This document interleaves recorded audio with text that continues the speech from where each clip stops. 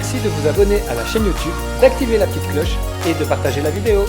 Bonjour, aujourd'hui on se retrouve dans une nouvelle Silver Minute au cours de laquelle on va voir comment lire une annonce immobilière, ou en tout cas quels sont les points d'attention à avoir lorsque l'on regarde des annonces sur Internet.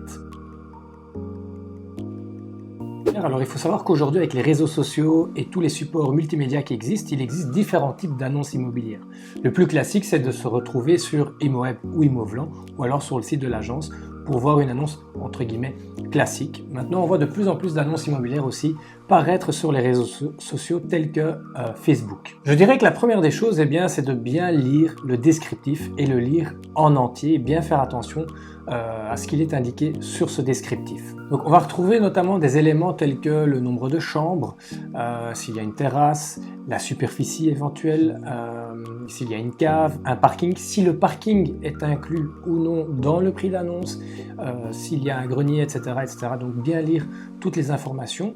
On va également normalement retrouver des informations telles que les renseignements urbanistiques ou s'il y a une infraction constatée ou autre, normalement cela doit se retrouver sur le descriptif. Un autre élément aussi à faire attention, c'est lorsque par exemple sur ImoWeb ou Imovlan, un appartement est annoncé en 2 chambres, il est judicieux de lire le descriptif pour voir si c'est bien 2 chambres ou si c'est une chambre plus possibilité d'une 2e chambre. Il y a beaucoup de gens qui souvent ne font pas attention et pensent appeler pour un 2 chambres et au final, en fait, lorsqu'ils vont à la visite, il s'agit d'une chambre plus un bureau ou un dressing et donc ce n'est pas vraiment une 2e chambre. Un autre élément également qu'on peut retrouver dans une maison par exemple, c'est s'il y a un grenier qui est aménagé, essayez de voir si ça a été fait selon les règles ou pas, ou si c'est en ordre au niveau de l'urbanisme. Ce que l'on peut également retrouver au niveau d'un descriptif d'un appartement, c'est le montant des charges, éventuellement les appels de fonds, etc.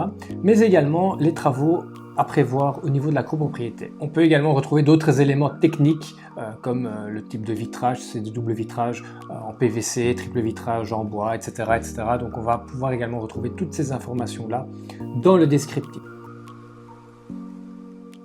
Alors, il y a un élément très important, c'est au niveau des superficies. Il faut savoir qu'il faut faire attention à ce qui est annoncé. Il faut distinguer non seulement la superficie brute et la superficie nette qui est la superficie intramuros.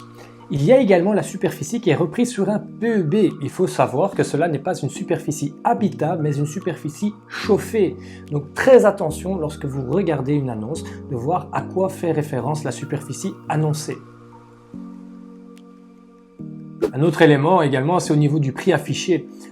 Souvent, on peut voir apparaître des faire offre à partir de, et il faut bien vérifier dans l'annonce si c'est bien faire offre à partir de ou si c'est bien le prix d'annonce, et là, éventuellement, négocier le prix de vente.